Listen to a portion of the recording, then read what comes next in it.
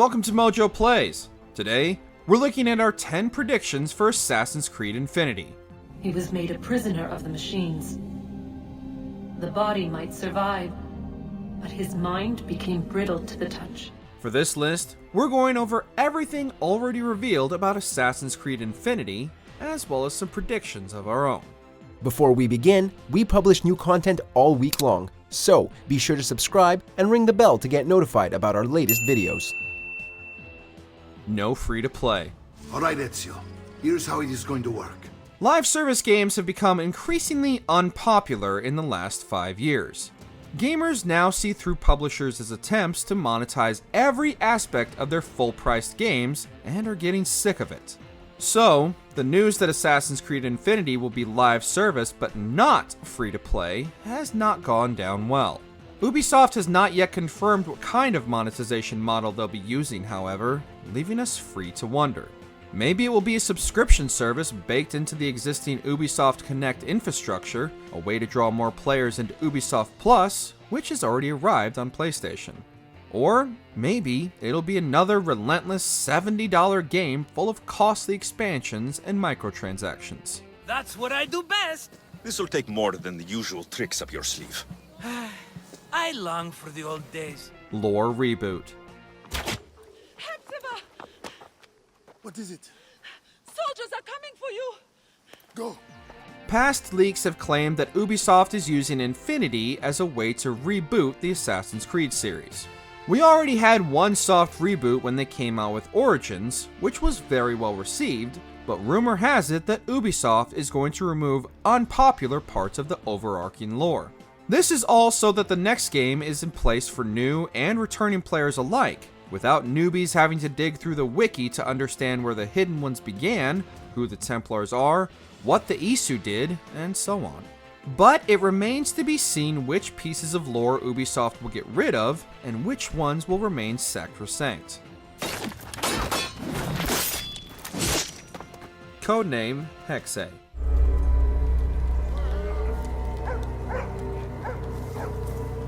The strangest thing Ubisoft announced during the September 2022 Forward presentation is, undoubtedly, Assassin's Creed Hexe. They said Hexe will be unlike anything seen before in the series, and from the short trailer they revealed, we're thinking it could be an Assassin's Creed horror game. All we saw was an old charm made out of twigs hanging from a tree in the shape of the logo, very reminiscent of the Blair Witch Project and other witch imagery.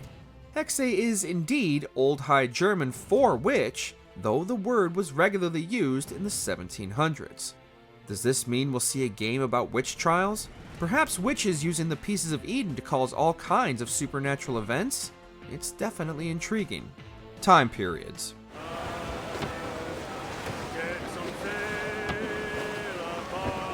Infinity is said to be more of a platform than a game, offering a bunch of experiences or smaller campaigns that will jump across time and space.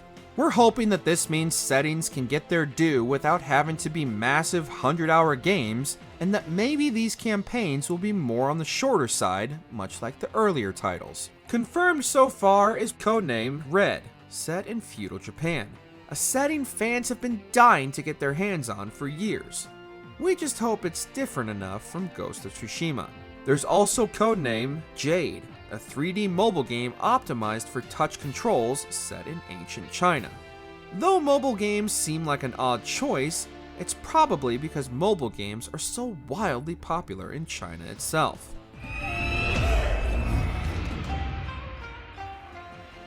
The Animus. Yes.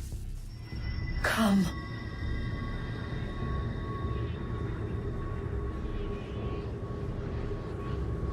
Here, at last. If AC Infinity is more of an MMO light, like Destiny, we're interested to see how the Animus will factor in. Obviously, the Animus is the thing that drives the entire franchise, but how will it account for so many different players all playing through the same things? We wouldn't be surprised to see the meta-narrative from Black Flag return, and we're all playing the role of various researchers tasked with creating Abstergo's historical video games. That could be the Templar route, or You could work for a new generation of assassin recruits looking to research as thoroughly as Abstergo has always been able to.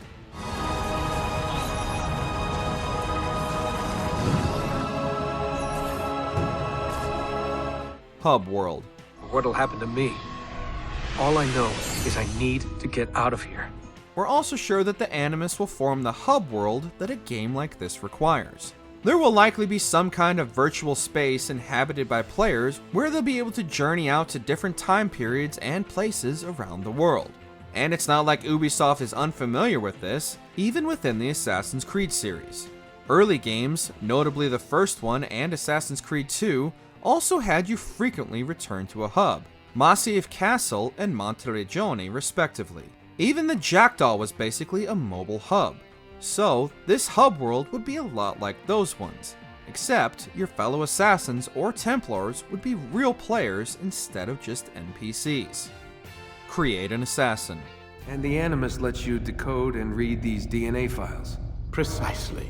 But how will this new online game explain that so many different people are accessing the memories of one person at once, while preserving each player's unique experience? Well, we think there will be some sort of character creator. Beloved as the single-player assassins are, and even the more unpopular ones have their defenders, having everybody in an MMO plays the exact same character wouldn't really work. You can't all be Ezio after all. What Ubisoft could do is explain this away as being some Animus shenanigans, that perhaps the Animus you're using is a little faulty and will superimpose your DNA onto the memories you're reliving, letting you use your created character. You can go now, girls. Oh, do we have to? So innocent. He's cute. Now that you have learned how to approach the enemy, we need to find you a suitable weapon. The Isu. Who are you? Many names. When I died, it was Minerva. Before that, Merva and Mera. And on and on. To return to Ubisoft's promise of rebooting the lore, we're interested to see how the Isu will be changed to be a little bit more coherent. It's no secret that, interesting as the Isu and their precursor civilization is, they've been pretty inconsistent. It started with all-knowing holograms, but now, every god or goddess in every mythological pantheon was an Isu. Stranger, all the assassins are apparently related to them in some way. After 15 years, it's messy, and we think Infinity will be a chance for Ubisoft to streamline the lore. Maybe we'll even get to actually see and play the human slave rebellion that began the whole series. No one would have the audacity to disobey me. Surely this is a mistake. Pieces of Eden. I've never been much good at sharing. You won't succeed. Others will find the strength to stand against you. Similar to the Isu, we have the increasingly convoluted Pieces of Eden. In the first game, we only had the apple, but by AC2, Ubisoft had devised dozens of things. Apples, staffs, swords, bows, everything could be a piece of Eden, and any important historical figure probably had one at some point. We think Ubisoft will likely reduce the number of Pieces of Eden out there and maybe focus on just a small handful. It's also likely that the plot of the game, jumping through different eras, will focus on tracking one specific piece of Eden through multiple hands. This is kind of what the series does already, but it would be a more consistent through line. Ancient Assassins. Does Cleopatra still rule? There is no ruler in Egypt. Plunged into the will of various tyrants. Our queen has abandoned us. Finally, we hope we'll get to see more of the famed historical assassins. AC2 introduced us to many influential members of the Brotherhood, like the people who killed Genghis Khan, the first emperor of China, Alexander the Great, and so on. But we've only really met one of these legendary 6 assassins, the Egyptian assassin Amunet, aka Aya, though Darius was in a DLC for Odyssey. It would be great if Ubisoft could use Infinity to delve into the lives of these other figures, sending us to fight the Mongolian Empire and ancient Roman emperors. People have been clamoring for a return to Rome for a while, and perhaps we finally will, stepping into the shoes of Leonidas and going after Caligula.